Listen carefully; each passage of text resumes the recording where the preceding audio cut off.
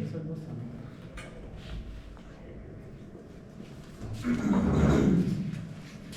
Y tenemos examen De Z, sí. No hay que ser. No. Pero mañana a las 7, ¿cierto? Sí.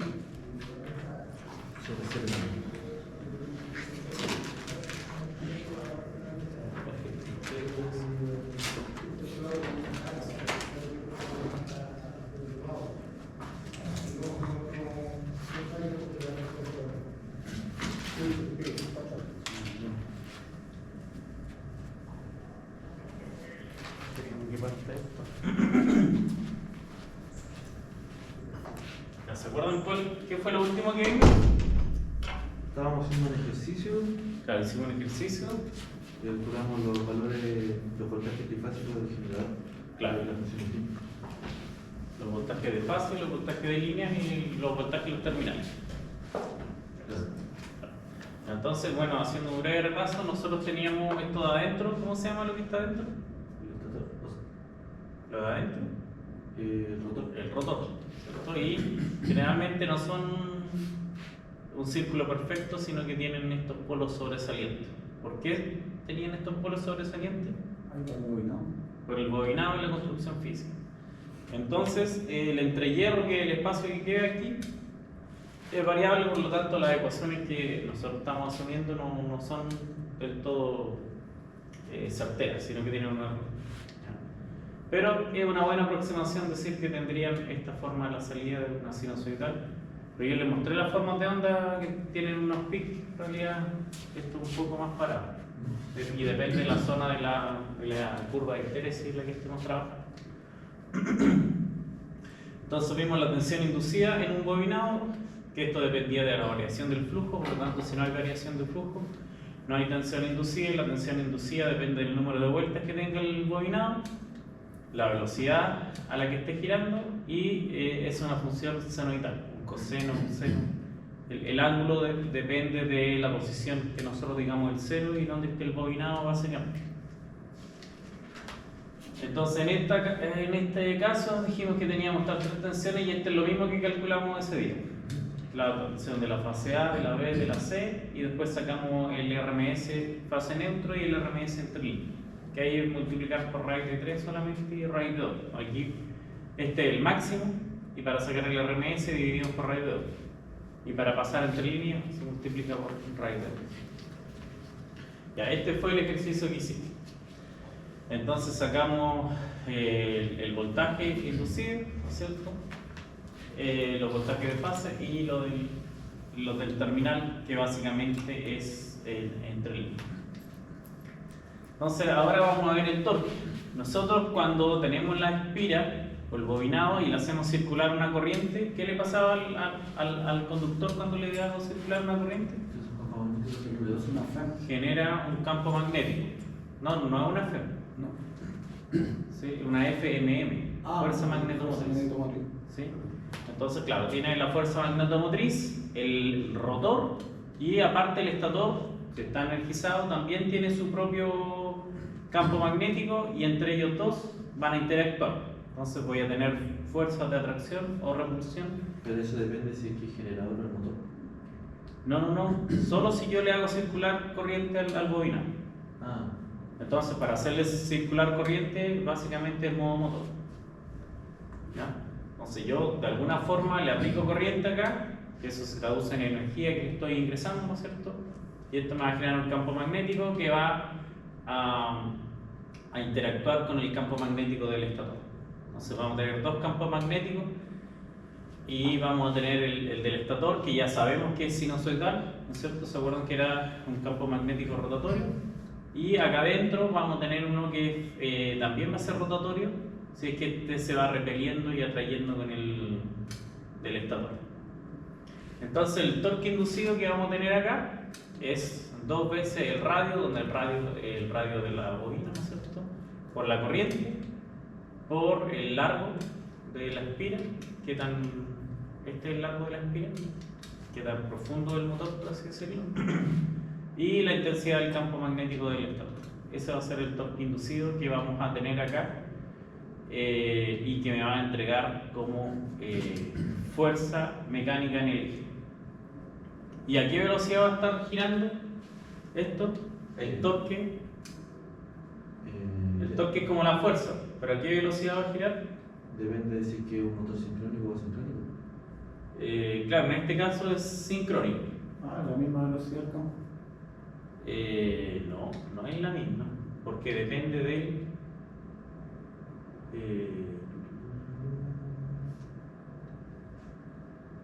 ¿dónde está esto? Pero no es No lo veo aquí, pero depende de esto, que ya lo vimos esto. ¿Qué es lo que era esto? ¿Es la velocidad angular? Sí, pues la velocidad angular o la velocidad mecánica es... ¿Qué es lo que era esto? ¿Los polos? Sí, depende del número de polos que tenga. Acuérdense que si tiene varios polos, irá más lento, depende del número de polos. Si tiene más, hay personas que proporcionan la cantidad de polos. Claro, aquí está. Nosotros asumamos que la frecuencia eléctrica es la fija.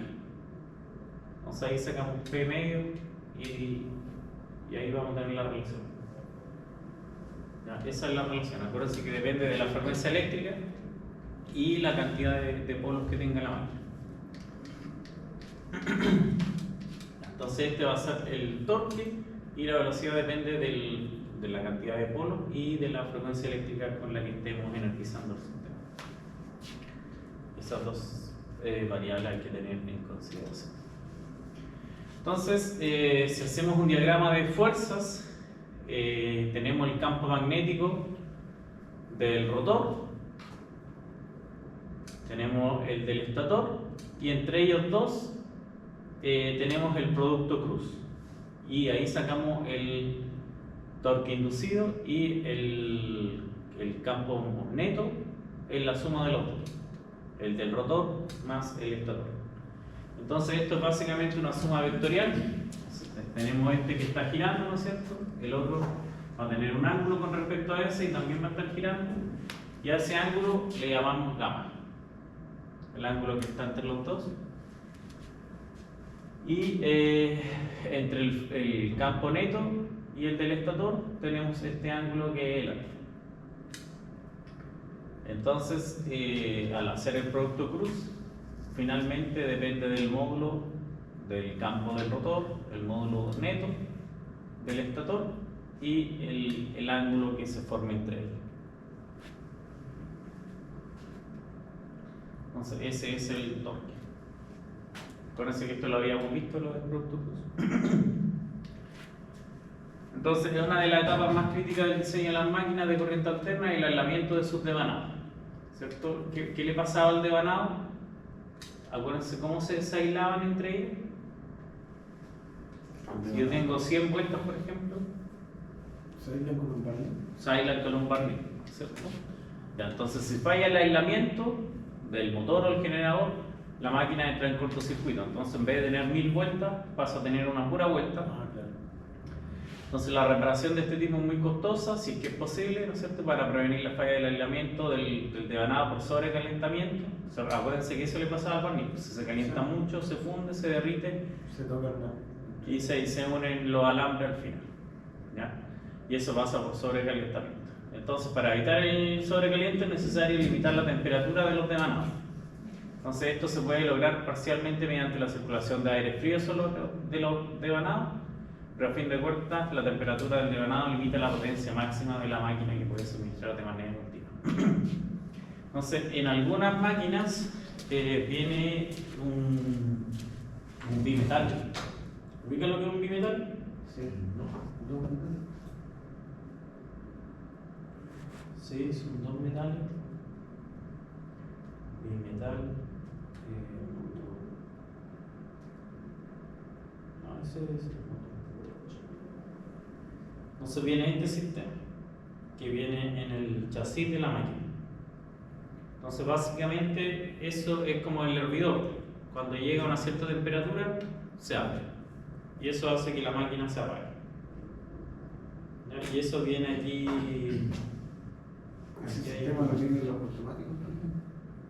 Cuando actúan por por temperatura. Temperatura, sí. Claro. Entonces aquí vienen, para que no se dañen, ¿no es cierto? Vienen insertos estos sensores de temperatura. Aquí hay 3. ¿Por qué creen que hay 3? Porque son de manera independiente. Claro, uno por fase. Uno por fase. Eso. ¿Ya? Y en otros casos ya se le pone un sensor de temperatura si hay un sistema de control más elaborado. Si no tenemos un buen control, se pone el bimetal y ese es un on-off, ¿no? Igual que el hervidor. Va a parar cuando llegue a cierta temperatura crítica. Entonces el aislamiento raras veces falla como consecuencia inmediatamente de una temperatura crítica.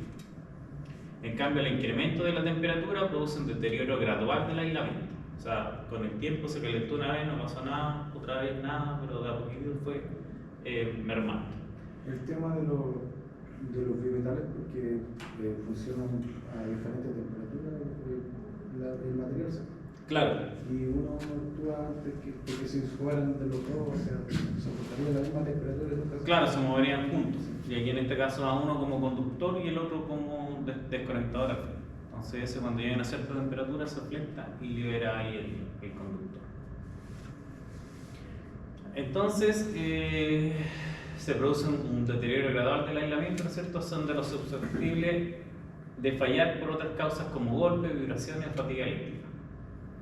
Entonces, una vieja regla práctica dice que la esperanza de vida de un motor con determinado tipo de aislamiento se reduce a la mitad por cada 10% de aumento en la temperatura sobre la temperatura nominal del devanado. Hasta cierto punto esta regla es única.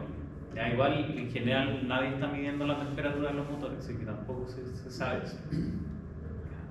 En Estados Unidos, para establecer un estándar de los límites de temperatura de aislamiento de la máquina, la National Electric Manufacturers Association, NEMA, definió una serie de clases de sistemas de aislamiento. Cada una de ellas especifica un aumento de temperatura máxima para esa clase de aislamiento. Entonces ustedes ven un motor y un cierto NEMA. Entonces tenemos el clase A, el clase B, el clase F, el clase H. Entonces, por ejemplo, si analizamos el clase H, acá está la temperatura, acá está la temperatura y acá está la hora a la que puede funcionar. Entonces, supongamos que esto está a 200 grados, después cambiamos la temperatura. A medida que menos temperatura tenga, más horas puede funcionar, ¿cierto? Por ejemplo, el clase A, si está acá a 70 grados más o menos, aquí está el 70, puede funcionar, o sea, como 230 horas. Si está más frío, bueno, puede funcionar más horas. Pero si le aumento la temperatura, supongamos que pasé a 100 grados, puede funcionar como 26 horas. Si lo llevo a 150 grados, ¿qué le va a pasar al motor? Clase A. Hasta ahí llega, ¿no? ¿Cierto? Se va a fundir el aislante y ya el motor no va a dejar de ser un motor. Y el que soporta más temperatura es el clase H. Entonces, por ejemplo, a 60 grados puede funcionar ilimitadamente. Si lo lleva a 150 grados, no va a morir como el clase A, ¿no es cierto? Sino que a 150 grados puede trabajar más o menos como 160 horas. ¿Hay clases intermedias o son esas cuatro? No, esta no hay. ¿Sí? Bueno, para saber si está bueno o no el aislante, se hace una prueba que se llama mellado.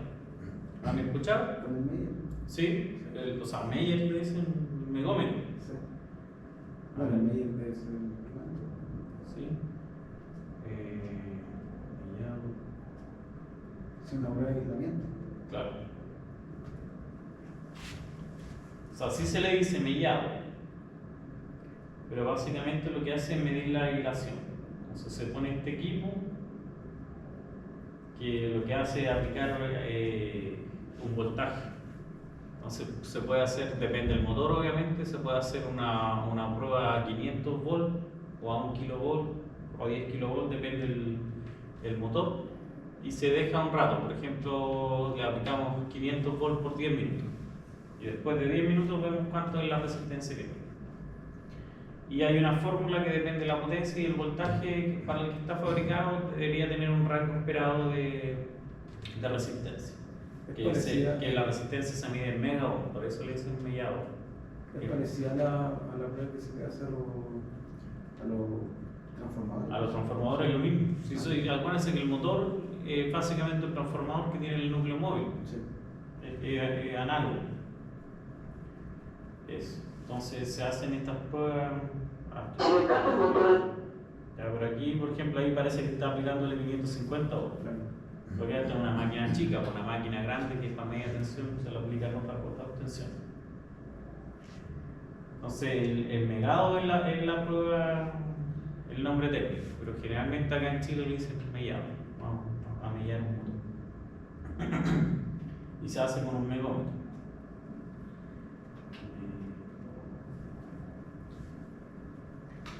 Por ejemplo, aquí hay uno de AliExpress.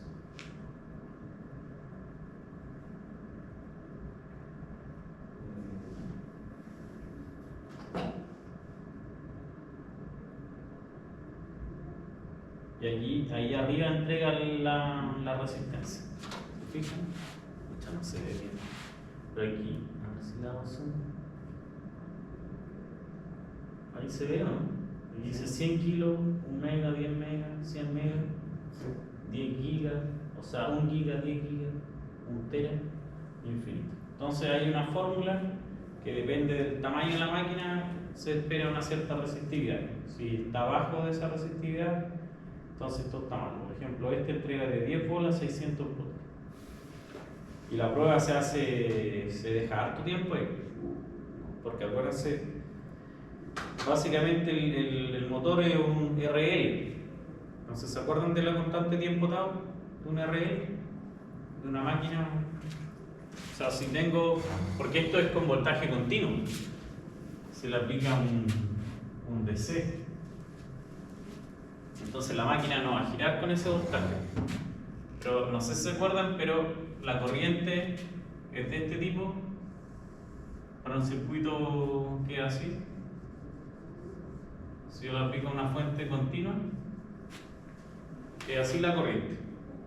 Entonces primero es poco porque esto es con una resistencia infinita y en estado estacionario esto es como una lámpara. Entonces en estado estacionario esto llega a ser esto.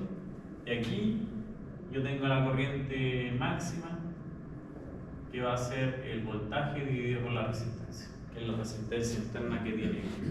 Pero esto depende de la constante tiempo tau, que como esta resistencia es gigante, esto se demora harto también. Entonces hay unas pruebas que son de 3 minutos, que por ejemplo estamos aquí, y tal vez acá llegamos en 10 minutos, no sé, o 6 minutos si hago esto en línea. Entonces ahí se van haciendo distintas pruebas y con distintas tensiones. Igual si le aplican mucha tensión, el aislante va a fallar igual. Por eso depende de la máquina y la tensión que se le debe aplicar. Por ejemplo, este es para máquinas chicas, ¿no? Una máquina de media tensión se lo aplica más fuerte. Pero si yo la prueba de cortocircuitos, ¿no? No, lo de cortocircuito.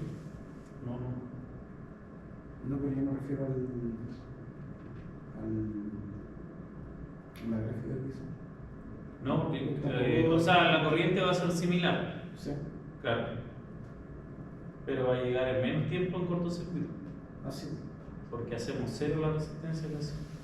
Profe, ¿puede repetir un poco cómo era la prueba? Usted primero le aplica un voltaje al motor De corriente continua. de corriente continua. ¿Sí? Y luego Se espera un tiempo a que se estabilice la corriente y ahí se calcula la resistencia. Que va a ser el voltaje que le estamos aplicando, que lo conocemos, versus la corriente que la podemos medir. bien. Y ahí sacamos la resistencia y eso nos va a dar en mega ohm. Y hay una formulita que nos dice, depende del tamaño de la máquina, cuánta es la resistencia que debería tener, más o menos. Y el mismo fabricante dice, oye, el parámetro tampoco es uno fijo. Por ejemplo, entre 1 y 5 megas está bien, si tiene menos de 1 mega ya está mal en la máquina. Si tiene menos de 1, porque el Falló el aislante. está- Claro, porque no, por ejemplo pasó de 1000 vueltas a 900. Pero ¿y si tiene más de lo que corresponde? Ahí Está no bien, tiene nada. sí, está bien, no hay drama. Si tiene más, Que tenga menos el problema. claro. Sí, porque eso significa que ya tiene el número de vueltas que debería tener. Claro. Sí. Ya, entonces acá hay un diagrama de flujo de potencia. Nosotros tenemos dos opciones. Aquí, bueno, no se ve bien, voy a hacer zoom.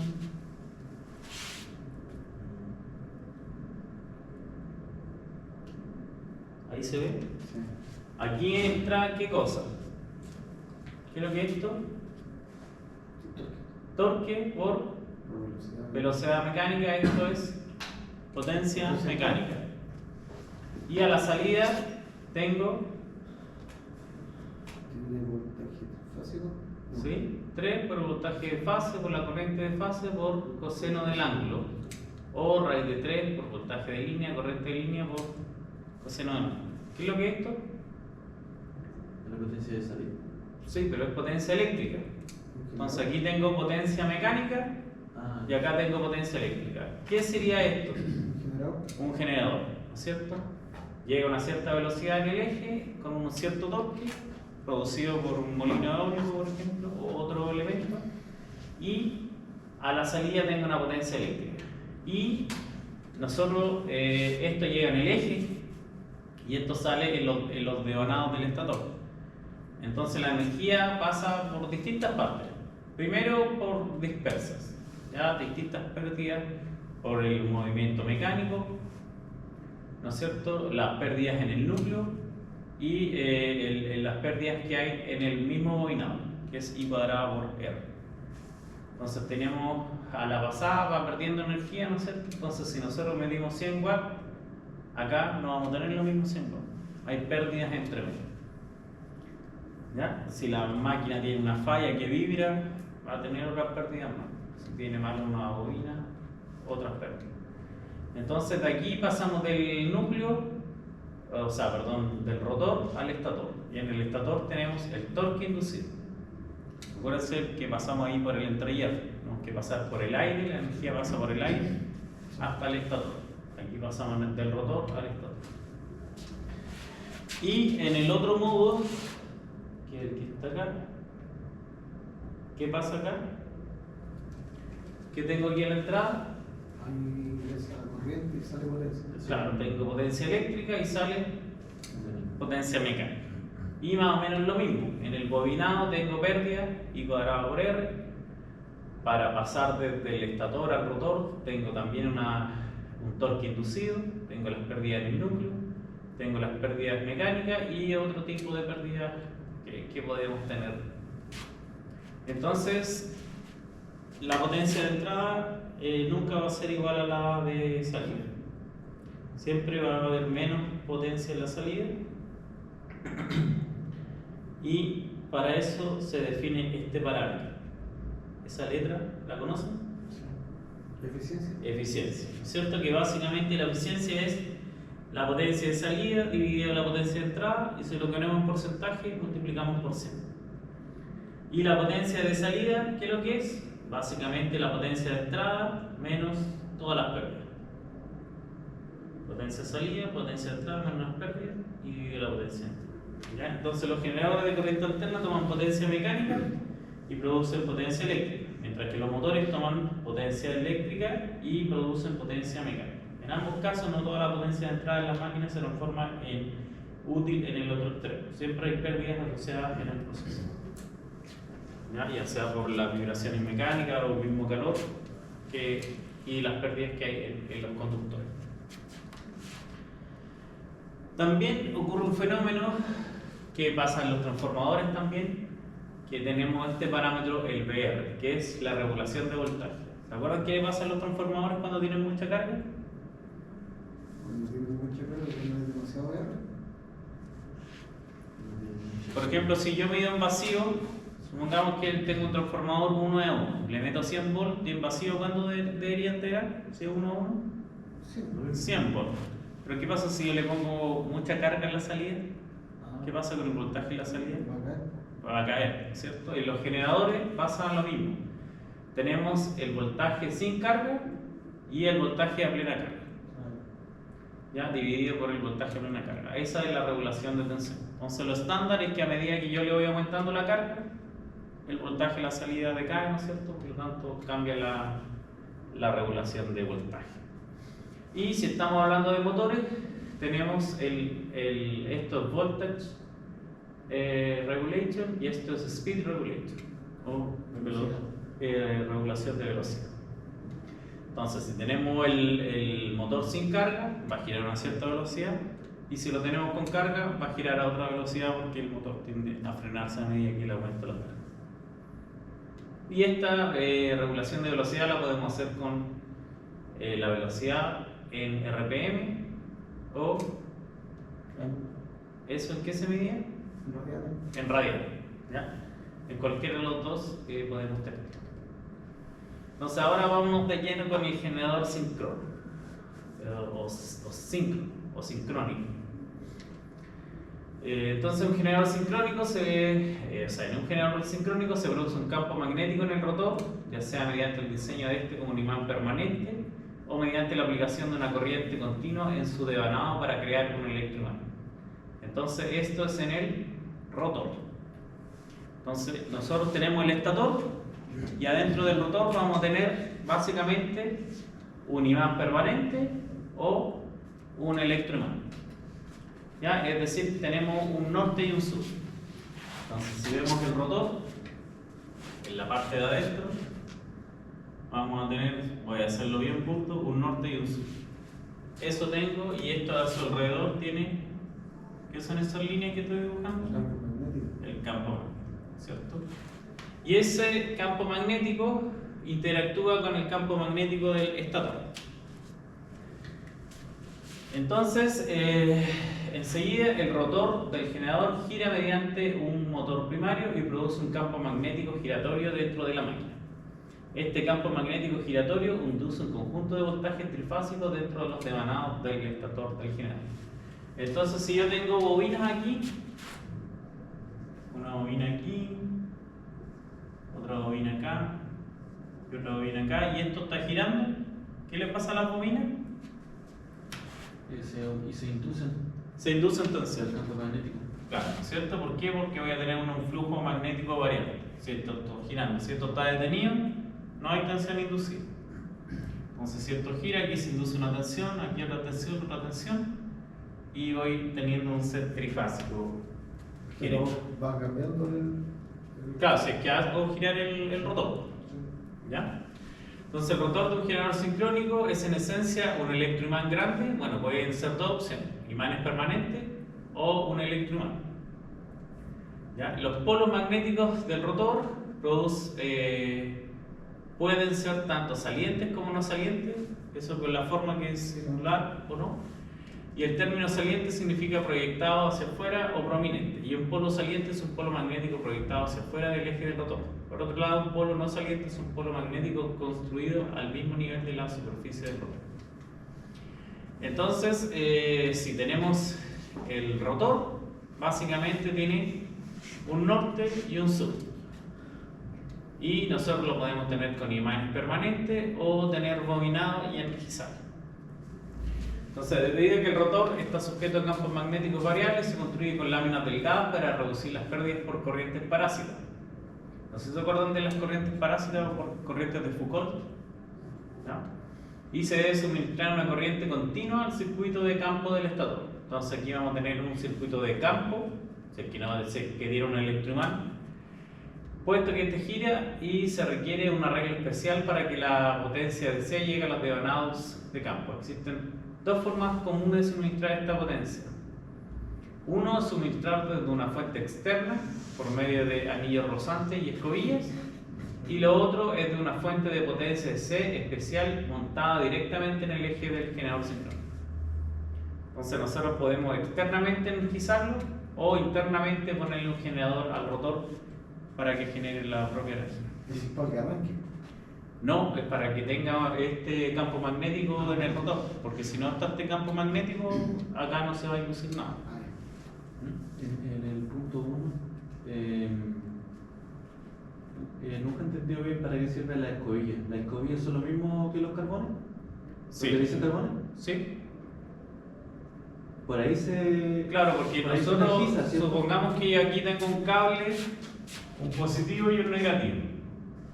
Entonces, si yo le pongo una fuente y esto gira, el cable se va a enrollar y se va a cortar. Entonces lo que se hace, se ponen estos carbones, estas escobillas, para que lo vayan energizando y esto va girando. Entonces los carbones se van gastando. Creo que tengo unas imágenes por aquí. No se gastan hechos por roteo. Aquí. Esto. Entonces tenemos este tipo de transferencia. Entonces aquí viene un cable a un anillo, el otro cable al otro anillo, positivo y negativo. Y por fuera tenemos esto, y esto gira aquí, y los carbones son los que van pasando la corriente. Por los carbones llega la corriente Claro. y se energiza el rotor. Claro. Entonces tengo un anillo que está conectado a un cable. Entonces el carbón va a ir girando alrededor del anillo, pero el cable está fijo con respecto al anillo. ¿Cómo el carbón gira alrededor del anillo? ¿No es que gire el... O sea, el rotor gira.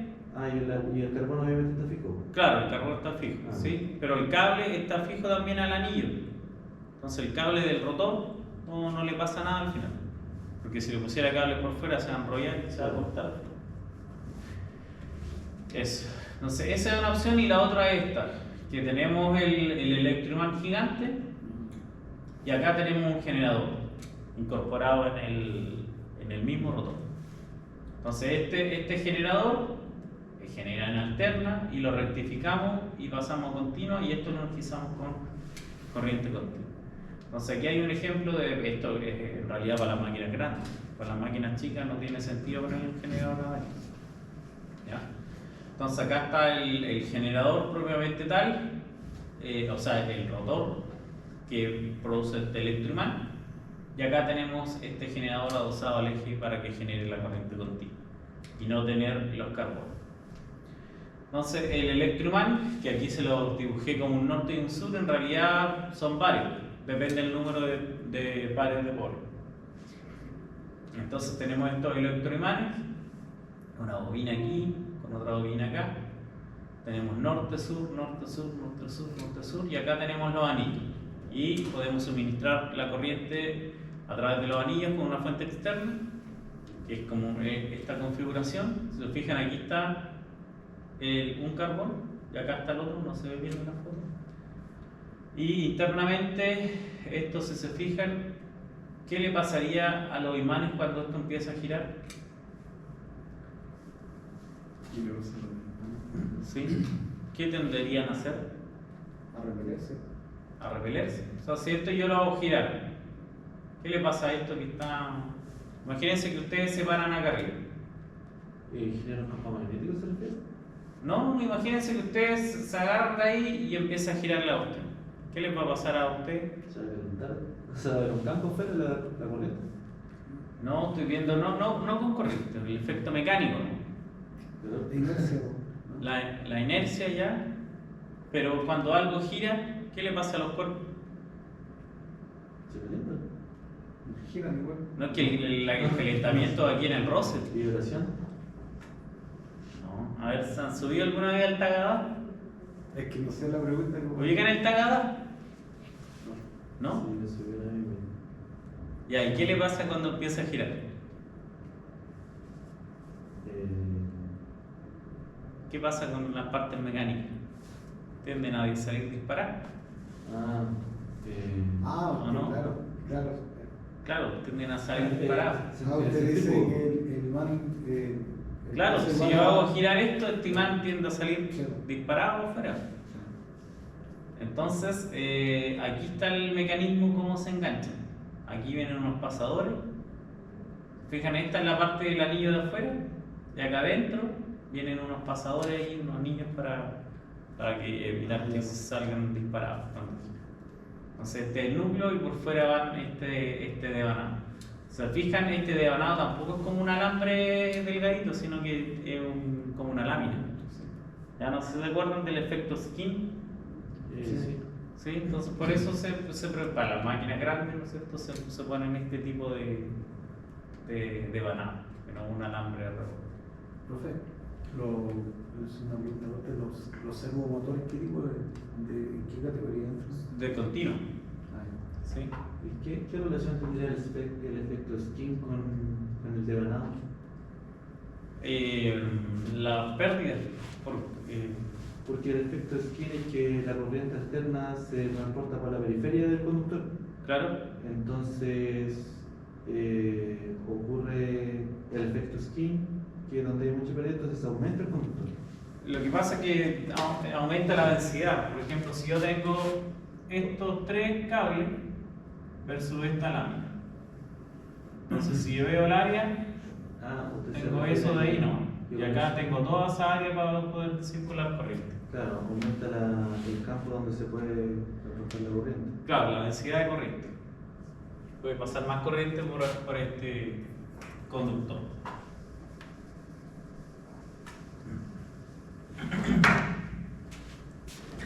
De hecho, por eso las barras son planas. Claro. Por el mismo fenómeno. Entonces aumenta el área porque la corriente tiende a circular por la periferia de los conductores. Eso. Y bueno, esta es la otra forma. No tenemos carbones, pero tenemos adentro un generador que está incorporado. Acá está la misma relación que teníamos antes. Depende del número de pares de polo.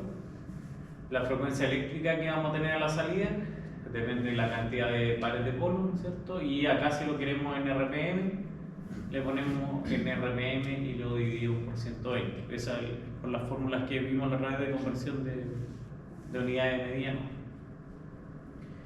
¿Ya? Entonces, por ejemplo, para generar una potencia de 600 Hz en una máquina de 2 polos, esta debe girar a 360 revoluciones por minuto. Y para generar una potencia de 50 Hz en una máquina de 4 polos, se debe girar a 1500 RPM. Ese es lo que dice en la placa generalmente. Claro, uno va al motor y dice cuántas RPM tiene y qué frecuencia. Y en base a eso uno puede sacar la cantidad de pares de polo. ¿Sí? O cantidad de polvo.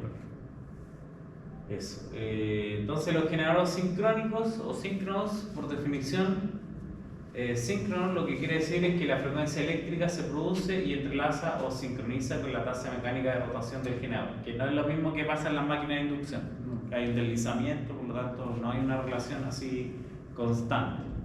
Puede haber Va un poco retrasada con respecto al campo. Claro, y si no va retrasado no tiene torque.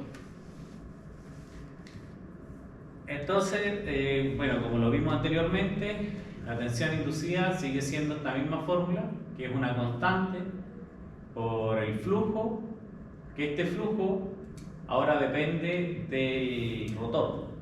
En el rotor yo tengo el flujo. Si tiene imanes permanentes, esto es fijo, pero si no, depende básicamente de la corriente. A medida que yo le aumento la corriente, ¿no es cierto?, de la corriente de campo, tengo más o menos flujo. Entonces, si yo no tengo corriente de campo, no tengo flujo, por lo tanto, por más y más que gire esto, la tensión inducida va a ser 0. Si yo tengo un flujo fijo aquí en la mitad, supongamos, tengo una corriente de campo, y la tensión inducida va a ser proporcional a una constante que es de construcción por ese flujo por la velocidad de giro. Ya, por lo general, nosotros lo que queremos es tener una tensión fija y una frecuencia fija. ¿Y qué pasa con las máquinas cuando le pongo más carga? ¿Qué pasa con la tensión? Baja. Entonces, si yo no quiero que baje la tensión y tampoco quiero modificar la velocidad, ¿qué es lo que debería hacer para corregir? El flujo. Corregir el flujo, ¿cierto? Entonces aumento o decremento la corriente de campo. Entre más carga tenga la máquina, más tensión puede necesitar, por lo tanto le meto más corriente de campo. Si estoy en vacío, bueno, llego a la corriente de campo de vacío, ¿ya? Entonces el voltaje interno generado es directamente proporcional al flujo y a la velocidad, pero si el flujo sí depende de la corriente que fluye por el circuito de campo del rotor. En la figura A se muestra la manera en que se relaciona el circuito de campo IF, corriente de campo, ¿no es cierto?, y el flujo. Acuérdense que aquí se ocurre el fenómeno de histeresis, ya que cuando ya saturo el material, por más corriente que le ponga, no va a aumentar el flujo. Hasta ahí llegué. Y aparte no conviene trabajar en esas zonas porque el material se calienta mucho, ¿ya? Y puedo provocar un daño permanente en los materiales. Y en la figura B se ve esto, pero considerando que la frecuencia es constante. Porque generalmente, por ejemplo, acá si queríamos 50 Hz, estamos a 1500 RPM. Se le dejamos 1500 RPM y podemos ver que la tensión básicamente igual es directamente proporcional en esta zona antes de la saturación a la corriente de campo. Entonces con eso podemos aumentar o bajar la tensión para una frecuencia fija. ¿Ya se entiende esto? ¿Sí? Ya, entonces eléctricamente esto sería así. Tenemos el rotor, que adentro tenemos una bobina que le podemos poner una resistencia variable o una fuente variable. ¿Para qué sería esta resistencia variable? ¿Es la partida? No.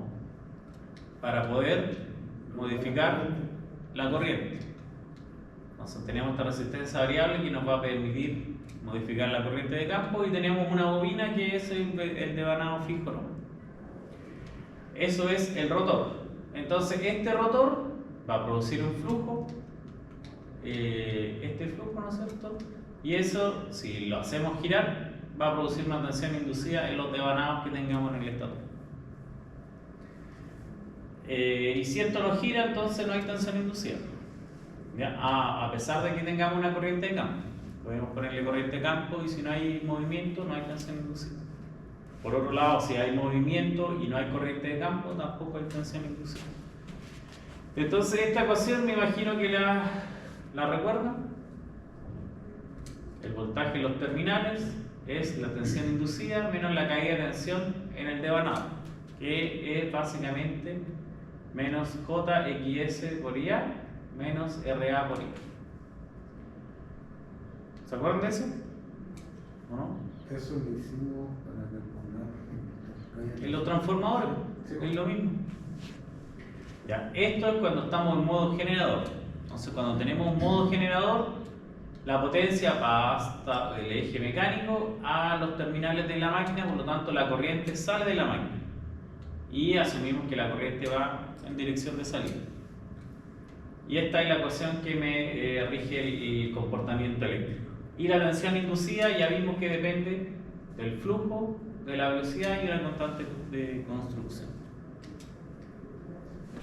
¿Y esa constante de construcción es generalmente la misma para todos los motores? No, porque depende del radio, del largo, del número de vueltas y de la componente. No es lo mismo un fierro de un laminado que otro fierro de otro tipo. ¿Y de las clases del motor? Claro, sí, eso no. Cada motor tiene su propia constante de construcción.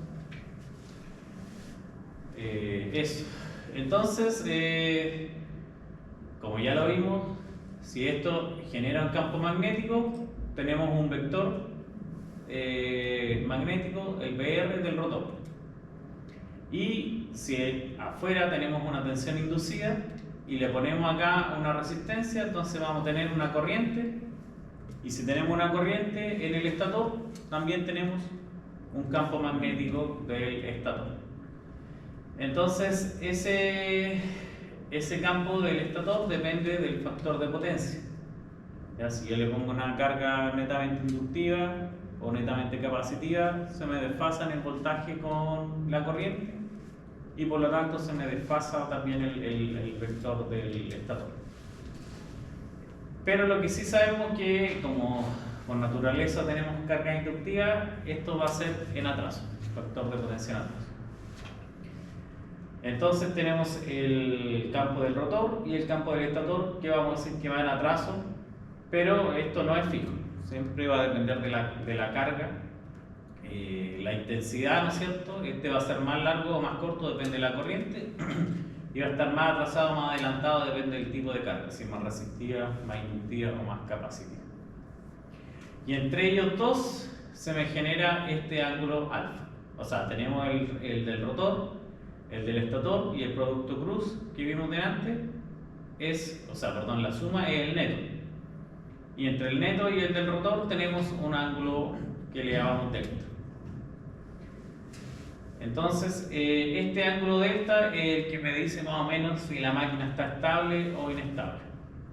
¿Ya? Porque imagínense que yo tengo algo así, tengo un norte y un sur. Y tengo un norte y un sur aquí. ¿Qué le va a pasar a la máquina? Va a tener que hacer fija. a O quedarse sea, fija. no hay- ¿Qué pasa con el ahí norte se y el repele, norte? Ahí se repele. Este norte va a hacer que esto se vaya para acá, ¿o no? ¿Sí?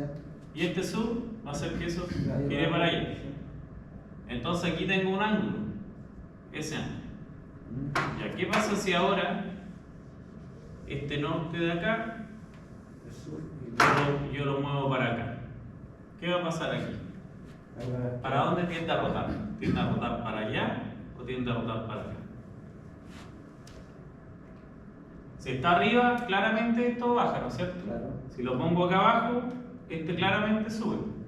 Pero si lo pongo justo al lado, No puede decirlo. claro, ahí la máquina se vuelve inestable. Entonces, por eso tenemos ese ángulo que nos Pero dice ahí la no- estabilidad. Ahí no giraría, ¿cierto? Como los... Sí, porque se repelen. Se repelen. Sí, solo que no se sabe bien para dónde va a moverse. Se pueden mover en las dos direcciones. O sea, claro, o para arriba o para abajo. ¿Sí?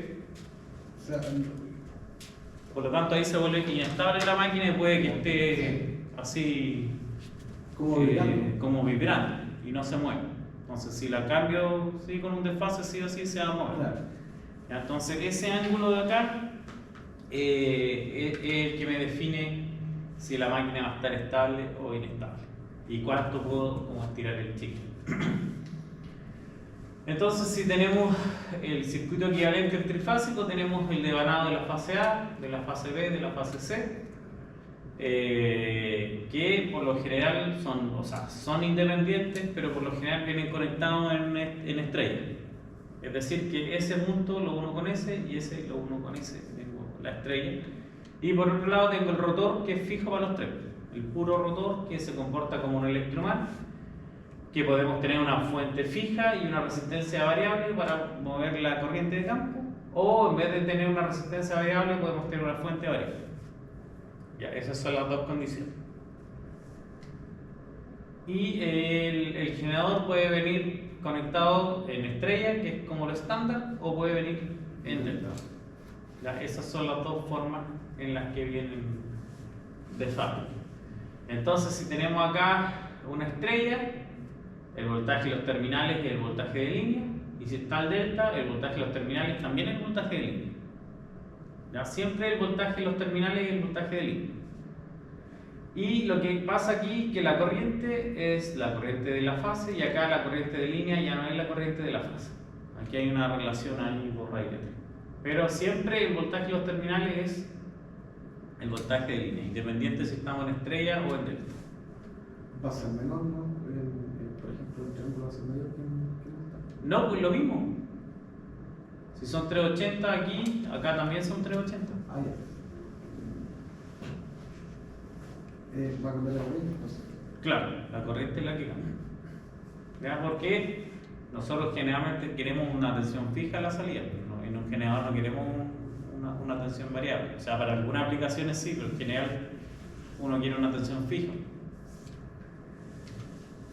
Ya, entonces, tenemos distintas configuraciones. Nosotros tenemos el voltaje de fase. Acuérdense que este es el circuito. Este es el circuito y tenemos una carga acá, un Z. Que supongamos que tenemos el generador y le ponemos una luz. Vamos a tener una carga. Le ponemos un motor, vamos a tener otra carga. Le ponemos un refrigerador, vamos a tener otra carga. Y nosotros acá vamos a decir que tenemos el voltaje de fase. Y por definición el voltaje de fase, nosotros decimos que es ángulo cero. ¿Qué pasa si tengo una carga resistiva? ¿Cómo va a ser la corriente que viene aquí? ¿Cuál es el factor de potencia de una carga resistiva? 0. O sea, no, 1. 1. Por lo tanto, la corriente viene aquí en fase. Esto es para una carga resistiva.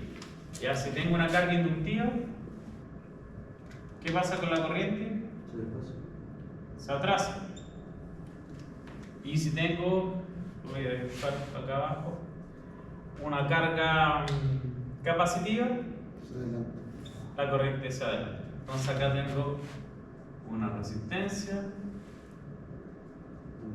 una bobina y un capacitor. ¿cómo es el voltaje aquí en la bobina? ¿No es cierto? El voltaje de fase, ¿cuál era la ecuación aquí? ¿Es igual a qué cosa? Voltaje de fase. ¿Sí? ¿Se hago este circuito? Corriente por resistencia. Acá tengo la tensión inducida. La tensión inducida menos el JXS por IA menos RA por IA. Este es XS, este es RA. Entonces la tensión inducida, si la despejo de acá, ¿cuánto es? ¿Cuánto es la tensión inducida? B dividido por todo el resto. No, restado.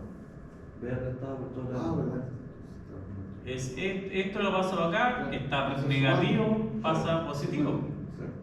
Más JXSIA más RA y A. Entonces esto quiere decir que el voltaje en la resistencia, esto es el voltaje en la bobina y este es el voltaje de fase, que ya lo tengo aquí el voltaje de fase. ¿Ya?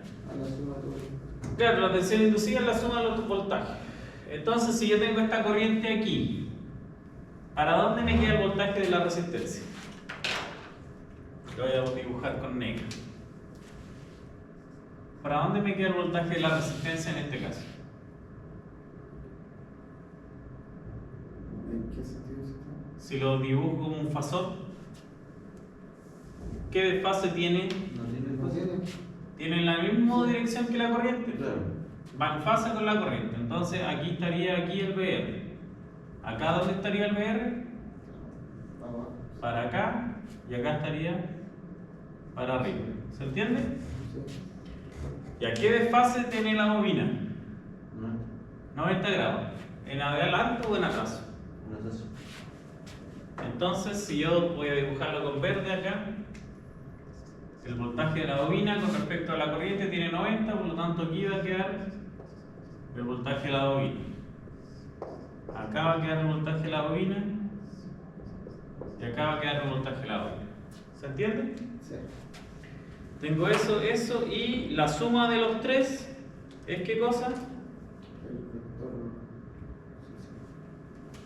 Es esto. Entonces, si yo sumo los tres, el vector resultante es la tensión inducida. Si sumo los tres, la tensión inducida, bueno, aquí me quedó justo que dibujé la corriente con el mismo color, pero ahí está la tensión inducida. Aquí se nota mejor, ¿no? Ahí está la tensión inducida, allá y acá. Más o menos tan parecido los bonitos. Y se fijan ahí, este ángulo que les dije, ese ángulo de acá, el ángulo delta, ese ángulo se me produce entre qué vectores acá? Entre el IA. No, perdón. Entre el voltaje y la tensión Sí, inducida. el voltaje. Entre la tensión inducida y La tensión. la tensión de fase. Entonces este ángulo va variando, ¿te fijas? Y ese varía, depende de el tipo de carga que uno le ponga, depende del cero. Entonces hay sectores en que la máquina se vuelve inestable, como les mostré antes. Hay que tener cuidado con eso. Ya, Y eso siempre se va a dar ese ángulo. ¿Cómo? Ese ángulo es el que van a decir qué tipo de carga. Claro, ¿dónde está la máquina? O sea, este ángulo va a ser natural, depende de la carga, ¿no? Pero ese me va a producir que la máquina funcione de una forma u otra forma. Entonces, como les dije, hay límites para el funcionamiento del ángulo de la máquina. ¿Ya? Eso. Bueno, las pérdidas, como las vimos delante, cuando estamos en modo generador, entra energía mecánica, sale energía eléctrica, que si lo vemos en esta configuración, eso sería delta o estrella.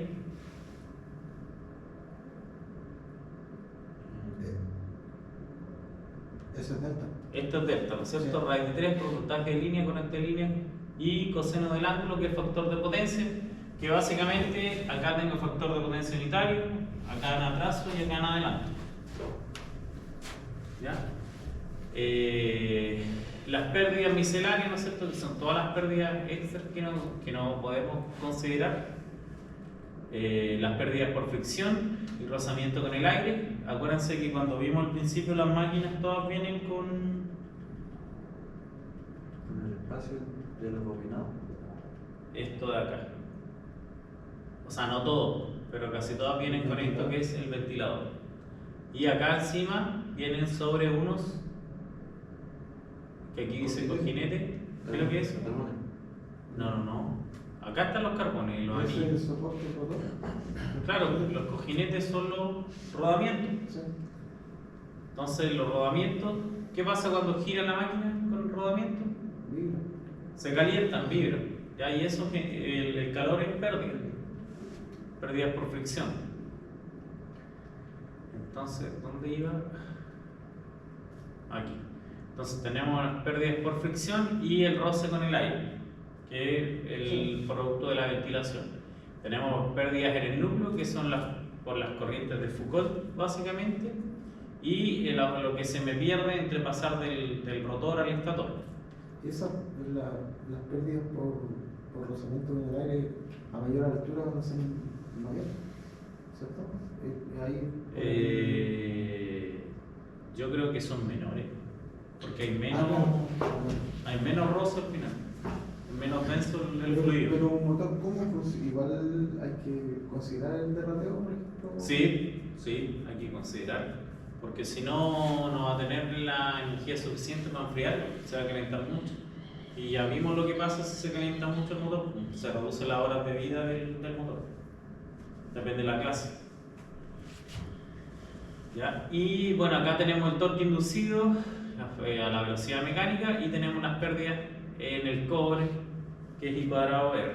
Entonces, entre mayor sea el IA, acá el RA, aquí me equivoco. Estoy al revés. Este es el RA, la resistencia, esta es la resistencia y esta es la inductancia sincrónica. Entonces, entre más corriente tenga, más pérdidas tengo ahí en el bobino. Ese yo. Sí, la energía sí, pero eso está en potencia. Y cuadrado. las pérdidas por calor, ¿cierto? Claro, pero el joule es la suma de todo, de la potencia. Porque ahí estamos viendo potencia y cuadrado por R. Esto es potencia. Potencia de entrada, potencia de pérdida, potencia y la salida de potencia. La energía es la integral de la potencia. Y eso se mide en joule, por kilowatt por hora. ¿Ya?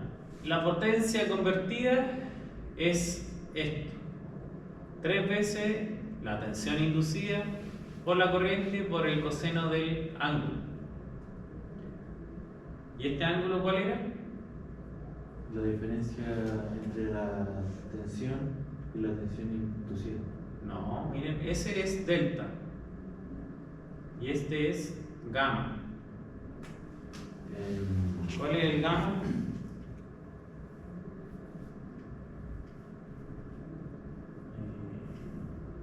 Aquí está, ahí está el gamma. Entre la diferencia del ángulo de los campos. Entre el rotor y el estator. Ese es el gamma. ¿Qué pasa si están desfasados 180 grados? Sí, están desfasados 180 grados. ¿Cuántos cosenos? No, pero veamos la cosa. Aquí está. ¿Cuántos cosenos 180? No sé. No me acuerdo. Es cero. 0. ¿Ya? Y ahí no pasa esto, que la máquina se vuelve inestable. Entonces hay que tener un rango de estabilidad para que nunca pase eso. Porque siempre queremos tener pérdida, o sea, potencia convertida. Ahí va a pasar lo que explicaba de Claro, que va a estar como moviéndose para un lado para el otro.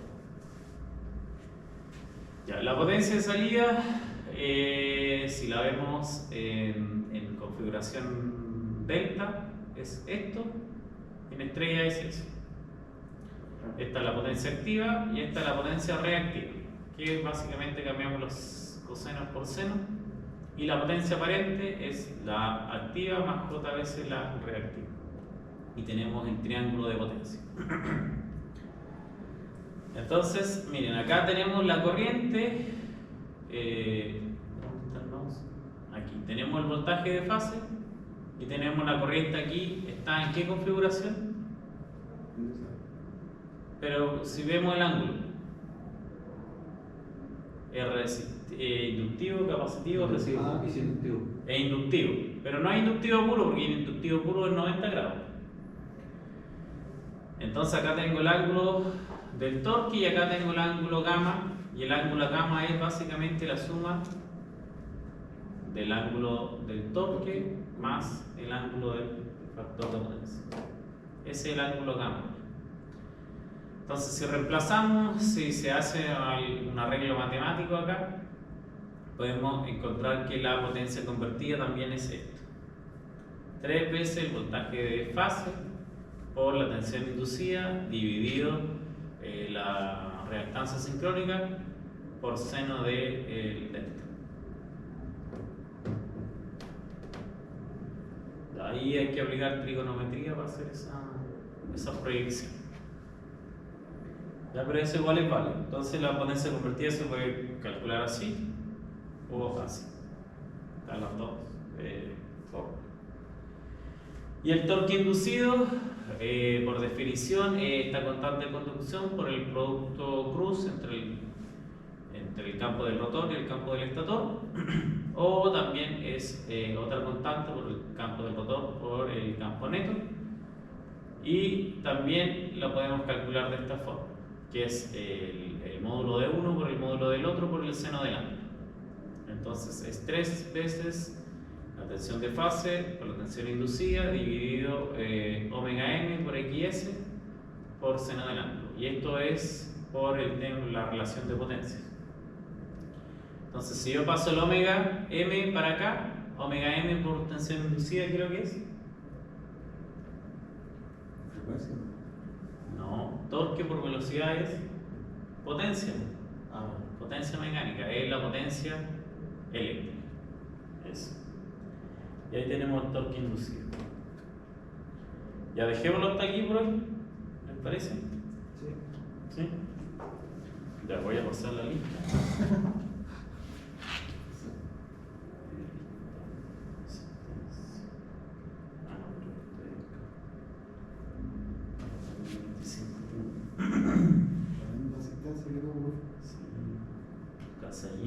Ya, este sábado no tengo clase con ustedes, entonces van a tener la prueba. Sí. Ya. Salva. 0406. Ya. Y de José Carrillo. Sí, ¿no? Y Felipe Jara.